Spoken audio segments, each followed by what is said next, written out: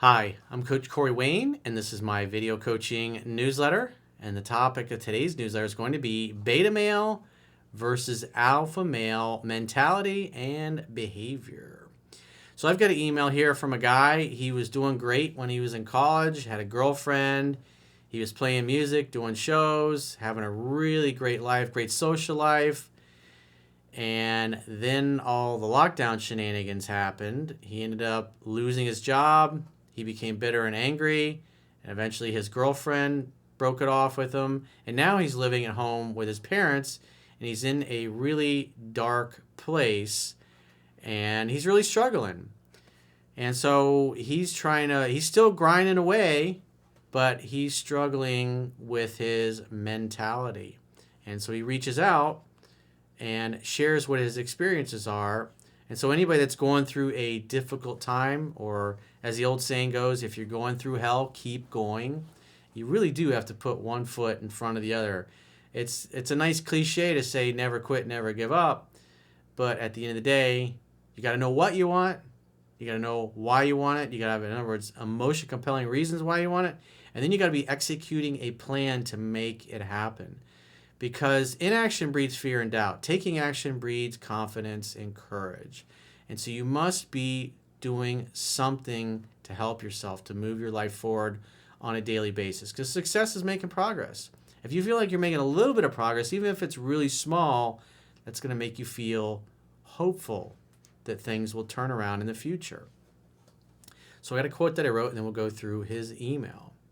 The quote says, "Feeling like you are successful and happy is the result of feeling like you are making progress towards your grandest goals and dreams. It's hard to feel hopeful about your future if you don't see any or very little progress for your efforts. You must learn to think in terms of decades when it comes to creating a great life and lifestyle for yourself.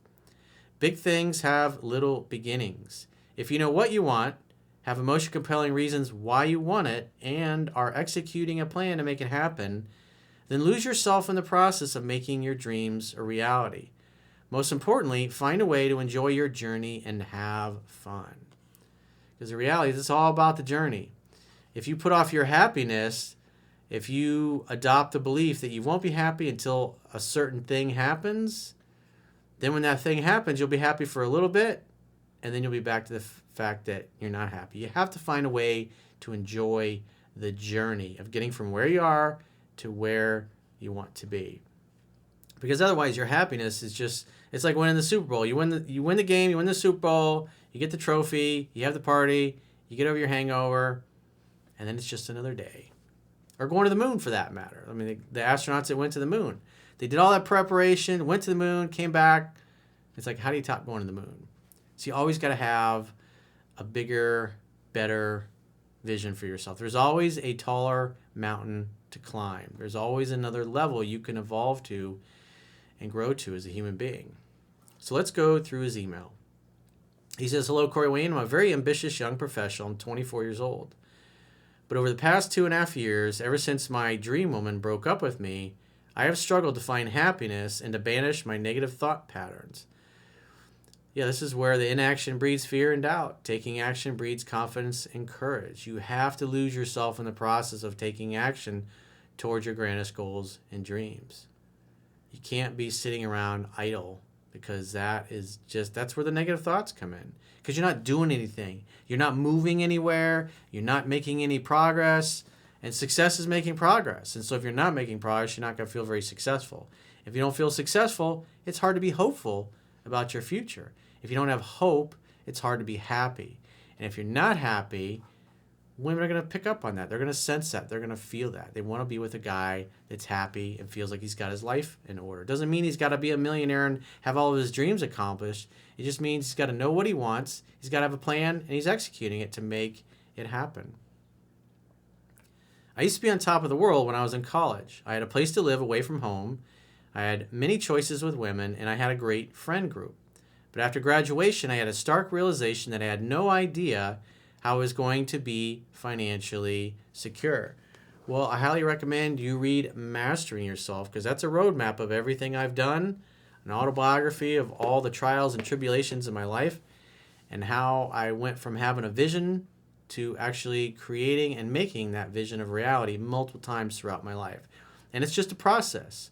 So my book, Mastering Yourself, which you can read for free just by subscribing to the email newsletter at understandrelationships.com, will teach you the fundamentals of the science of high achievement.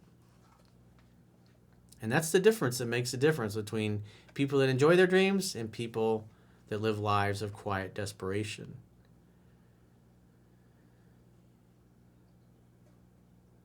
He says, I've always had a passion for music, but I knew that it wasn't going to be able to pay the bills right away. I became fearful and I started to become bitter and resentful. Well, before I go on, I mean, let's look at the music business. So you can make money by creating your own music and selling it, whether you sell it through CDs or even vinyl's coming back into vogue now, or selling digital downloads of your music. You can sell merchandise, t-shirts, mugs, whatever. You can have concerts where people pay to come and watch you play live. You can also go play at other people's venues and get paid for your time that evening. And then if you're performing in front of people, you want to have products to sell, whether it's CDs or vinyl, because again, it's coming back into vogue. You got t-shirts, or they want to buy your digital downloads, or maybe you have some other kind of product or service that you sell. You can have multiple ways that you can earn income. And all the big successful bands these days, they make all their money touring. And you can imagine when everything's locked down and closed, you can't go and have your concerts, which is how most successful musicians earn their money, because most of the money for streaming and everything goes to the streaming companies and the record labels.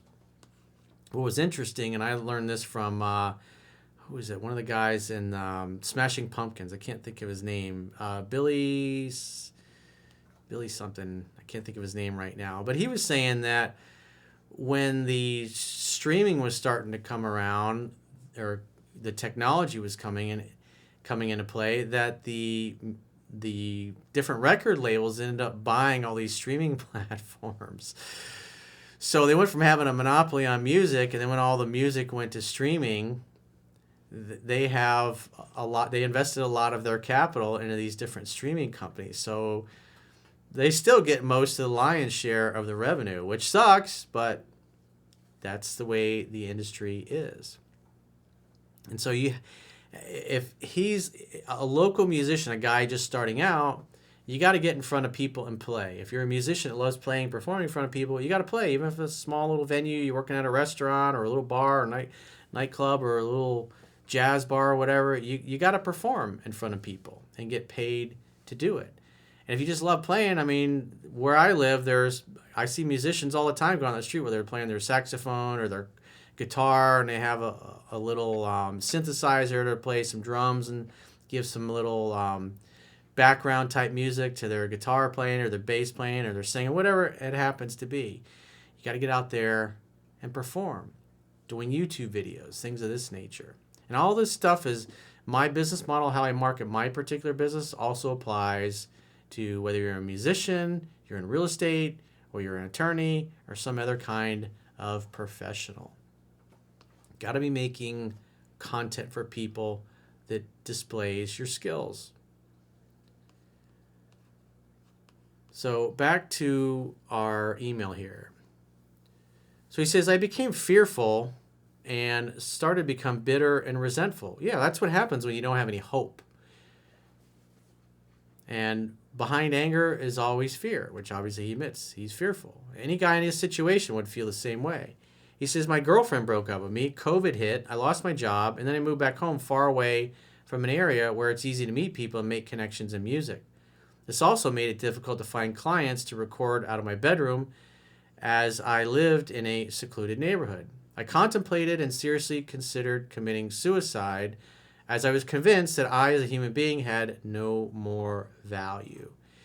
We all have to have some kind of meaning in our lives. We have to have some kind of purpose, some kind of mission, some kind of life's work that's exciting and compelling to us, because that's what gives our life meaning. He says, but I didn't because I knew that if I did, no one was going to hear all the great music I was going to create. True. It's easy to give up. It's easy to quit.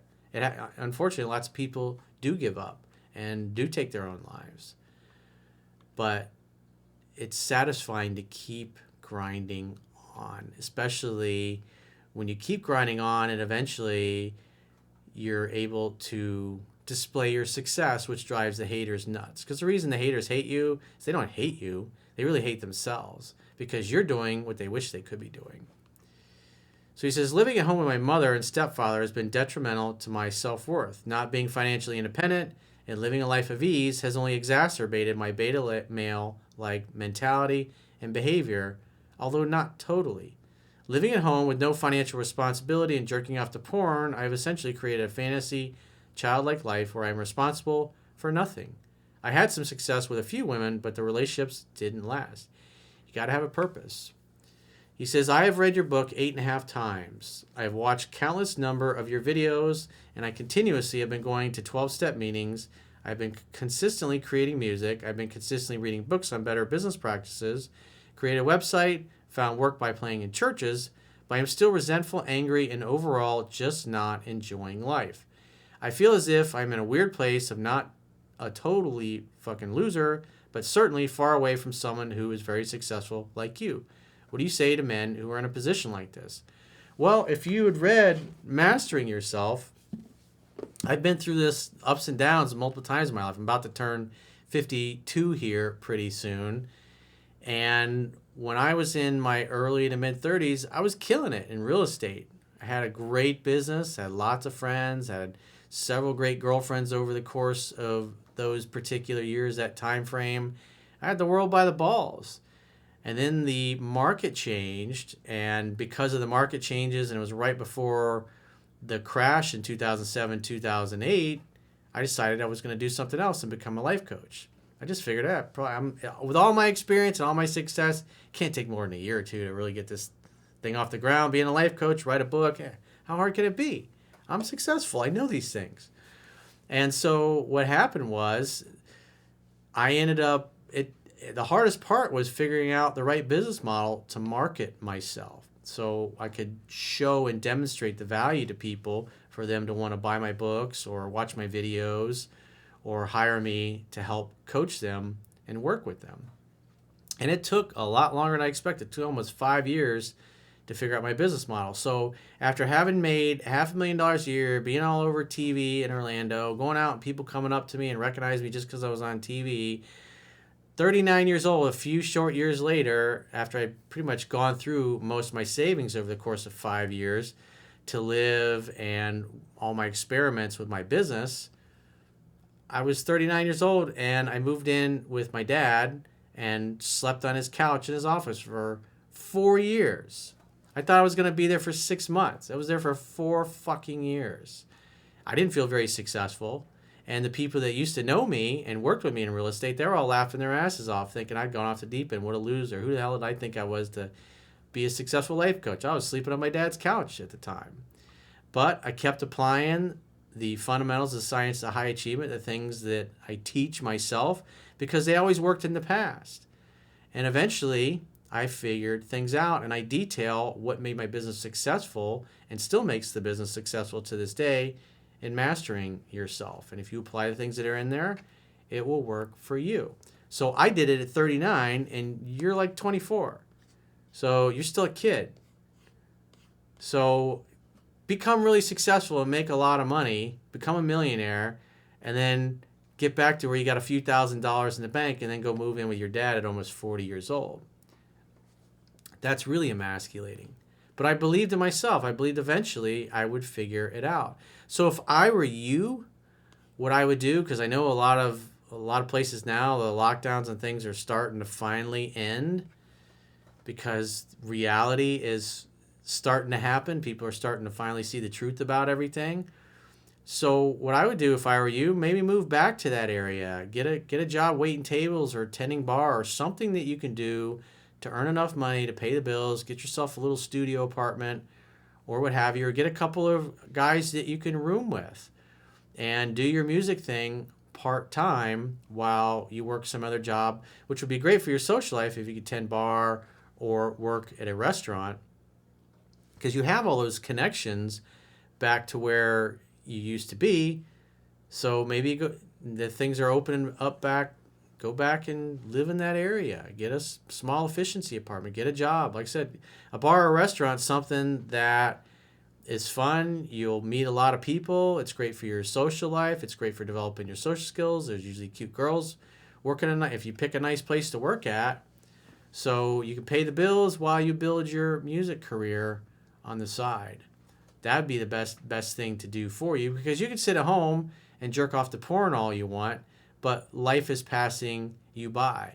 Every day you should be doing everything you can to be maximally productive, because success is making progress. So you want to do things on a daily basis when you're not working to make progress in every area of your life that's important to you. And that includes working out and taking care of your body. You have to do all of these things to become a well-rounded man. You already know how to do this stuff. You already have this success. You just have to apply it, because just reading books and studying books but not really doing much to help yourself. But he's created a website, he's done a lot of things. I'm saying to do more. If you're not happy with where you live and you go live someplace where you love the area, that's going to improve your overall quality of life, and that's going to make you happier. And that's what you want to do. Anything you can do to incrementally improve the quality of your life would be great. And if it was me, the first thing I'd be doing is finding a way to get back to where you want to live and get a job in that city, find a place to live, reestablish those old connections or friendships that may have gone by the wayside over the last few years, and get back to being the guy that you were being. And then, because if the music thing's not paying you enough, that can just be one of your projects. You can have a job working for somebody else that pays the bills, and then you can have your music career that you're building on the side. I mean, if you take a step back and think, okay, if I spend the next 10 years writing, playing, performing, doing YouTube videos, getting paid to play at venues, building an email list of people that have come to see your shows or see you play, then you'll get to the point where your email list, especially like 10 years from now, is big enough to where when you say, hey, I'm playing at this venue, you'll literally be able to bring hundreds of people to that particular venue. And you can write your own check. If it's a restaurant or it's a bar, and you can literally bring hundreds of customers that are going to spend their money there, that gives you a lot of power and a lot of leverage, because people will want to come and see you play. And repetition's the mother of skill. The more you practice at the things that you love and enjoy, the better you're going to get at it. If you keep doing this, and when you're performing in front of people, ask them to come up, fill out their email so they can join your email list, and you'll just send emails out to let them know where you're playing next. Even if you have 50 people and 2 people or 3 people come and give you an email address, that's a great thing, because if you take that over every time you play and everybody subscribes over the course of several years or a decade, that can add up to thousands and thousands of people in your email list. And then you literally can bring all your customers with you that want to consume your music, and whatever venue you go play at, then they'll consume their food and drink, and they'll love to have you there, and they'll pay you even more money. That's what my old business partner did, because he played for so many years. He got to be so well known. Whenever he would go play somewhere, everybody would show up, and so that gave him a lot of leverage with the venue to charge what he wanted. So if you got a question or a challenge and you'd like to get my help, go to understandingrelationships.com, click the products tab at the top of your screen, and book a coaching session with yours truly. Until next time, I will talk to you soon.